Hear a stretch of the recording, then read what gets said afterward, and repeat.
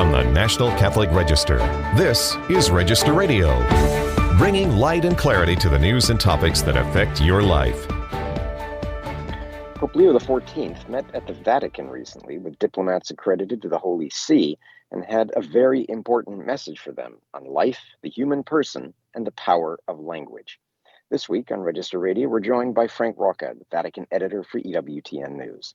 And then, why do men leave the priesthood?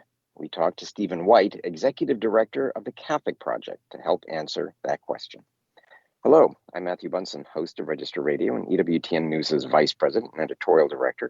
I'm joined, as always, by Shannon Mullen, co-host of Register Radio and editor-in-chief of the National Catholic Register. How are you, Shannon? I'm well, Matthew. Good to be with you. How is your new year getting going? It's quick. I can't believe we're almost through January. So, the pace has been pretty speedy. What we would have expected, yes. Well, as I was just mentioning, Pope Leo XIV had a traditional meeting with the diplomatic corps accredited to the Holy See. This is traditional for the start of the year. He had one briefly with them in May of last year, soon after his election, and had a couple of things to say there that in many ways anticipated a few of his comments to the diplomatic corps and to the wider world just a couple of days ago. To unpack that and also to give us a bit of a sense of the extraordinary consistory that was also held this last week under Pope Leo and the members of the College of Cardinals, we're joined by Frank Rocca, who is our senior man at the Vatican. Frank is, of course, a very, very long time expert and seasoned journalist. And Frank, it's so great to have you on again. Thank you, Matthew. It's good to be with you both. So let's set the atmosphere in a way. Here was Pope Leo's first formal meeting with the diplomats this year. It is, as I was just mentioning, very traditional, but he's had a few encounters with them previously. What was the significance of this particular gathering? Well, I mean, this is the traditional speech at the beginning of the year. The popes have, I don't know for how long they've been doing this, but certainly Francis and Benedict did it at the beginning of the year, which is generally kind of a survey of the world and also the international relations that the Holy See has conducted over the previous year. And so in that sense, he followed the tradition. But for me, what was really the single most striking aspect of this speech for him was that he gave it in English, because he has been using English increasingly since he became Pope. He was being more careful about it earlier. But this speech was almost entirely in English. He did, diplomatically, shall we say some words in Italian and thanked the Italy and Rome for their cooperation during the Jubilee year and so forth. So he did observe that courtesy. But basically it was in English, which, everyone says, well, makes sense because you have 180 plus countries there. And obviously the lingua franca now is English. It's not French anymore. It certainly was never Italian. But it's a cultural shift. It's a cultural shift and something that people in the Vatican will have to reckon with, and even in the Vatican press corps. Yeah, Frank, the speech was roundly praised, particularly by the diplomatic corps to the Holy See. As you said, the English really made an impact. And what we heard, as Americans, was some forceful statements about the different war situations around the world, Ukraine, of course, Sudan, Gaza, the tensions in Venezuela, but also about persecutions of Christians around the world, some really strong comments there, and also about issues of life and human dignity, abortion, euthanasia, but also free speech. So as far as the scope of what he talked about, you've listened to a lot of these speeches. Is this pretty much the norm, or do you think he was at all more pointed or more specific in his address? His posts have been strong. For example, on the topic of surrogacy, surrogate motherhood, he echoed what Pope Francis said 2 years ago. But Francis arguably was even stronger. I mean, they were both very strong in condemning the practice basically on the basis of exploitation of economic and social justice rather than on natural law terms. But they emphasized that. But Francis had actually explicitly said, "I call for a universal ban." Leo didn't actually say that, but I guess he took it for granted that he was for that. But I thought interesting. Yes, he talked about people being persecuted in the West, in Europe, and the United States for promoting the family, promoting life, and also religious freedom. So that was interesting. That was rather specific. Ironically, in a way, when he talked about free speech, he talked about an Orwellian kind of language that supposedly inclusive, but actually, forces people to accept the terms of its ideology, or words to that effect. He didn't get specific there. The bit about language was more opaque. We can guess what he means, and it will be interesting to follow up with him, and we hope we have an opportunity to do that as the press and try to get him to be a bit more specific. Yeah, talking about that, to quote Pope Leo, he said, "Today, the meaning of words is ever more fluid, and the concepts they represent are increasingly ambiguous." And he went on to say, "We need words once again to express distinct and clear realities unequivocally. Only in this way can authentic dialogue resume without misunderstanding." I'm struck by the fact that this echoes in some ways, in what to use the term blunt, the bluntness of his speech to the diplomats, echoes what he said to them back in May of last year when he had that meeting with them, where he talked about the fact that sometimes the church needs to speak, and he used the word bluntly, which can lead to misunderstanding. So he seems conscious of the possible reaction to this, but he seems pretty strong and committed to proclaiming what he calls the truth, but proclaimed in charity. Yes, I think that's right. And again, not to harp on the English again, but I think it was, first of all, that even use the term Orwellian. That equivalents to that term exist in other languages, including Italian, but it's still something that an Anglophone would be more likely to use. And I think, Orwell, as we know, perhaps we remember, put a great stress on clarity of language and not being ambiguous and not being evasive. But he linked those, whether explicitly or not, with kind of English language values, short words, not using a lot of Latinate words that could be more easily used to discuss. And I wonder if we're going to see that more and more with Leo, not only when he's speaking English, but in his style. Will he be a little bit more concrete? We've seen that in some of his answers to these press gaggles that have been happening, not every week, but often outside Castel Gandolfo. He gives very short answers, very pithy answers. And while Francis could be very provocative in his way, he wasn't always so concrete. Frank, the speech to the diplomats was sort of the capstone of a big week for Pope Leo. Many observers saw the conclusion of the Jubilee of Hope. That was on the 6th, and the extraordinary consistory with the College of Cardinals, which is the following day and a half, as really kind of the start of Leo's pontificate. The idea being these previous months, he was dealing with a lot of unfinished business of Pope Francis's pontificate.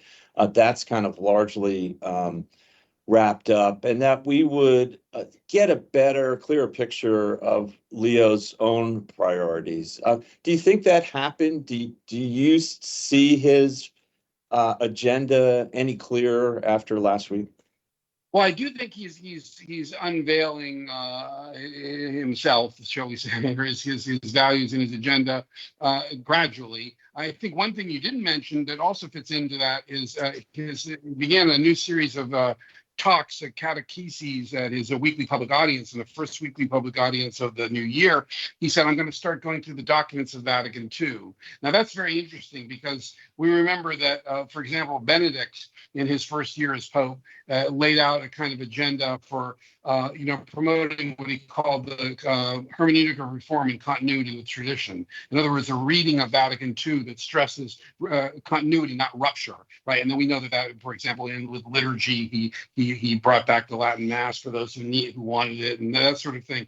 Now, so we wonder, is Leo sort of going to give us a key to his values by walking us through Vatican II? Now, one clue that was interesting was he stressed two things in that talk. First talk, he said he quoted every pope from John the 23rd up to through Francis, even John Paul I, who was very briefly Pope, which stresses, and it certainly sends a signal of continuity, right? That he believes that these popes, very different in some ways, are all to be listened to when it comes to interpreting the council. And the other thing he did, quoted all those folks. Oh, and he stressed the documents. Now, we can make too much of that, but as we know, there's been a lot of talk about the spirit of Vatican II and kind of more expansive, elastic readings and understandings of what Vatican II meant as in it. And other people, more conservative readers, tend to stress the letter or the documents. He kept talking about the documents. So that might mean that he'll be more, give him a narrow reading, perhaps. It's not clear. I should also add that, Benedict and John Paul talked a lot about Vatican II. They were both at Vatican II, of course. They were both a part of it. Francis, in the words of one of his advisors, Father Antonio Spadaro, took Vatican II for granted. He didn't really quote it all that often. He certainly didn't go through systematically and read the documents. And so this is interesting. It's perhaps we're moving back to a more rigorous and perhaps a more restrained reading of the council. We'll see. Yeah, and talking about, one could argue, a certain restoration of things. His convoking of the extraordinary consistory, his pledge also to have another one in June, and then to have these at least once a year, from what he's describing, is that something itself of a mark of continuity with his predecessors, given the fact that Pope Francis at times seemed reluctant to bring all of the cardinals together? Right. In that sense, it was a very traditional move that harkens back to the papacy before Francis, because Francis really only called the cardinals together once for a true extraordinary consistory in which they were free to bring up any topic they wanted. And now Leo has already met with him twice, once shortly after his election, and now again. And now he says, you say he's going to do it every year. And in fact, twice this year, because he's going to do it in June.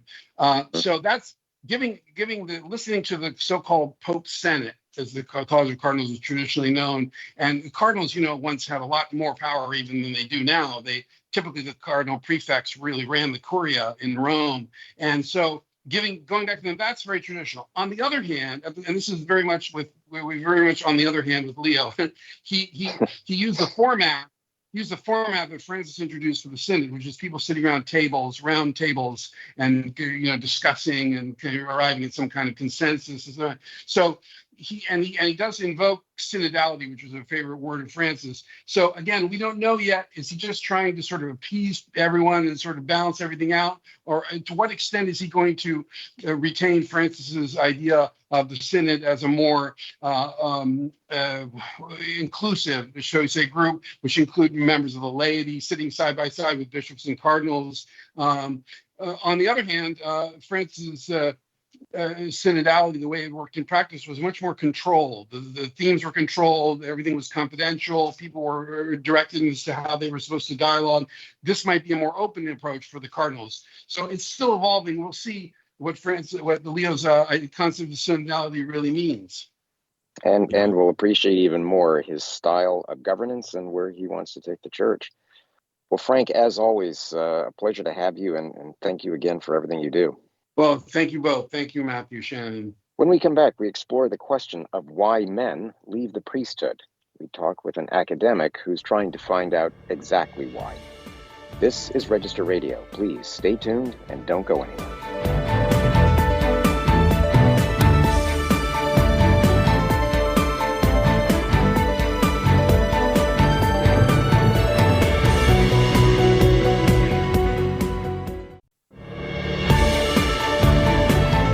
Let's return to Register Radio on EWTN. And welcome back to Register Radio. I'm Matthew Bunson, here as always with Shannon Mullen, Editor-in-Chief of the National Catholic Register. Well, the question is often asked, why do men leave the priesthood?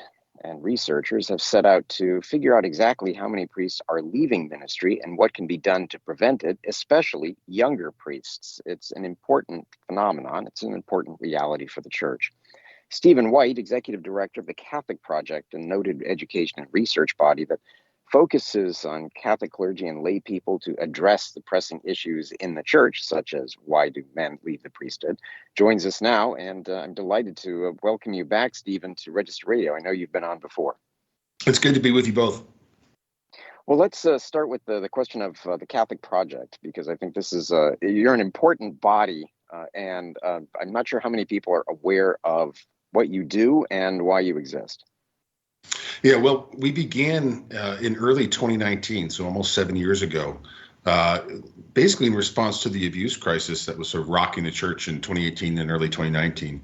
A lot of our work initially focused directly on the question of abuse. We produced an award-winning podcast and did some academic conferences. We had a program designed to help people who are in a position to build out safeguarding measures for young people. So we had a lot of different things going on from very early on. In the more recent years, we've come to look more specifically at challenges facing priests and bishops and seminarians. In 2022, we conducted the largest survey of American Catholic priests in more than 50 years, the National Study of Catholic Priests. We published a report that year, a subsequent report in 2023, and we did a follow-up report this past year in 2025, looking at challenges that priests are facing. How are they doing? How is their relationship with bishops? What are their pastoral priorities? So our work has really come to focus on the challenges facing clergy in particular these days, but from a sort of a research perspective, and hopefully our work is helping some people do good things for our priests. Yeah, Stephen, there's a lot of data about what's going on in dioceses, the number of parishioners, the number of baptisms, marriages, funerals, and things like that. But there's just some glaring blind spots, right? And one of them is going to be addressed in this initiative that we'll talk about in a moment. But just in general, what are some of the blind spots that strike you that we really don't have actionable hard data on in our church? Yeah, well, anecdotally, there's a rise in the number of men voluntarily leaving the priesthood. These aren't the cases that generally show up in headlines. There's nothing criminal involved. But for one reason or another, a man after ordination decides that he can't continue in ministry, and so he'll appeal for laicization, or sometimes he'll just go on a sabbatical for an extended period. One of the things that makes this difficult is obviously each diocese knows how many men are in the various states of leaving the ministry, but that's not data that's readily available, and it's not the kind of thing that dioceses are super eager usually to share publicly, both out of respect for the men in question, right? These are delicate matters having to do with often confidential things, and there's a vocation at stake that the diocese doesn't want to sort of air that dirty laundry in a way that might be damaging to people now or in the future. At the same time, I've heard so often from priests, from bishops, from people who work in seminaries, that this is a growing problem. It would be really important to get first and foremost just a number. Are the numbers actually up? If so, what are the numbers? Are they way up? Are they up a little bit? This doesn't seem to be analogous to the decades immediately following the council, when you had men leaving the priesthood in droves. So get a sense of what the scale of the problem is, and then start looking at what might be done to address it, to resolve it. I mentioned, obviously there's a person at stake. The person's vocation is at stake. We want to preserve those priestly vocations if we can. But on a very practical level, the dioceses commit tremendous resources and time and money to train these men, and that investment should be protected to the degree it can be. So there's a lot of reasons to want to get a clearer sense of what's going on, precisely so it can be addressed, both for the sake of the diocese and our priests, but also for the sake of the men in question. Well, as you say, Stephen, the research is still anecdotal. We need a lot more of it. But what are the indications as to the causes for this? I noticed in our reporting, and you provided such valuable content and context for this, issues of loneliness, of a sense of isolation seem to come up quite a bit. But what else is at work here? Yeah, there are a number of hypotheses. One is isolation. One is, both in the sense of just being in a rectory by yourself. You go from living a communal, almost monastic life in seminary, where you've got lots of other men around you, to being out alone. Part of it is the learning curve of becoming a pastor. It used to be the case that men had 5, 10, maybe 15 years, essentially to apprentice before being put in charge of a parish. Now you have guys who are being asked to run a parish or 2 or 3 with just a couple years out from ordination. I know a young priest who, upon ordination, was made pastor of 6 parishes. That's not so much a learning curve. That's a brick wall. And so you have increased concerns about burnout among younger priests. There are usual causes. Some men go into it with all good faith and realize that living a life of celibacy is a challenge that they were unprepared for. So there are a lot of reasons you could suppose. I think one thing that I'm interested in looking at is how the kinds of preparation that seminaries aren't really designed to do might affect this. And what I mean by that is among younger men, suppose you have a young man who's very devout, he loves our Lord, he's in love with the idea of the priesthood, of offering the sacraments, and he gets into a parish and he realizes that most of what he does on a daily basis has to do with running a business, essentially, right? Managing the buildings and the facilities and dealing with putting out all the little fires that happen in a parish life. That could be an abrupt wake-up call, right? Where you have one idea of what you're getting into, you get ordained, and then you hit the ground running and you realize this isn't at all what I signed up for. So some of the human preparation, getting a sense for what adult life means, not just for priests, but for everybody, that kind of stuff is usually learned in family, in our communities, from our friends. And I think a lot of seminaries are realizing they need to do more to prepare men for those sort of human realities. But again, it's not really something seminaries were built to do. So they're playing catch up in a way. But I think there's also a sense in which one of the things that we all can do to help our priests is to sort of be better at the laity, at doing the kind of formation for our young people that needs to be done, that has to happen in our families, in our homes, in our communities. Because some of those young men are going to end up with a priestly vocation, and they'll be better prepared for it if we have that human formation done long before they ever set foot in the seminary. Yeah, Stephen, the Register's reporting on this topic, first identified that this was a concern. Why are so many young priests leaving the priesthood? But that there was, as you said, a lack of hard data. Now that's changing. Talk to us about this, about a $500,000 grant that the Knights of Columbus are providing. What's going to happen with this initiative? Yeah, there are several different components to this grant, but one of them is to specifically look at the question of priestly attrition or priest resignations. As I said, the basic outline is to try and convince, working with bishops to get dioceses to share their data with us, and to do that in a responsible and discreet way. Guarantee anonymity. We don't want to show anybody up, but we want to be able to provide hard data so that bishops and seminary formators can make better decisions going forward. And the second thing is to conduct a series of qualitative interviews with seminary formators, with priests themselves, with bishops, with the people who are around these young men in formation, and even hopefully talk to a good number of men who have actually left. The idea is it would be very difficult to just do a survey of men who have left the priesthood, and there are reasons to think that they might not.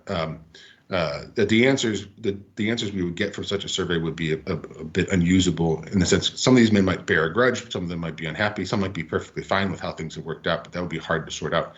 So the idea is to do a qualitative study, to talk to the people who are around it and try to help them use their words to sort of sketch in the picture about what's going on from the people who are closest to the cases involved.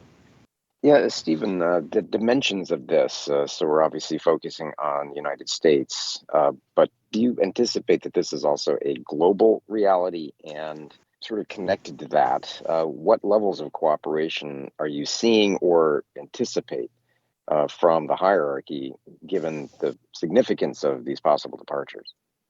To the first part, I don't know how this problem translates to other countries and other parts of the church. That's sort of a question beyond my ken. I anticipate good participation and cooperation from the hierarchy. I think for this reason, the work that we've done at the Catholic Project, I think, has proven our bona fides. Like I said, we're not here to stir the pot. We're here to try and provide the kind of data that is helpful to men in ministry and to the formators of men who are going into ministry. And I think the case can be made to our bishops that our ability to do this is going to be a boon to them, but it's dependent on their cooperation. So we've made good contacts, and I think have very good working relationships with a lot of bishops and with the Bishops' Conference from our studies over the last several years. And I'm hoping that will translate into good collaboration going forward. Yeah, well, Stephen, I hope that you can come back and update us on all of this, given the obvious importance of it to the life of the church and to the very men that you're serving, who are serving the priesthood. Yeah, thank you. I appreciate that. And I really appreciate the Register doing such great coverage. Joan has been really good in his coverage of this story so far. So I look forward to hearing more from him, too. Yeah, and where can people find more about the Catholic Project? Easiest way is on our website, catholicproject.catholic.edu. The Google machine works, will show up. But yeah, appreciate it. Excellent. Well, Stephen White, thanks so much. Take care. Well, that's it for Register Radio for this week. Remember, for more news, analysis, and commentary, check out the National Catholic Register online at ncregister.com. Thanks again for joining us. Until next week, on behalf of our producer, Michael McCall, and always Shannon Mullen, I'm Matthew Bunson. Please take care and God bless.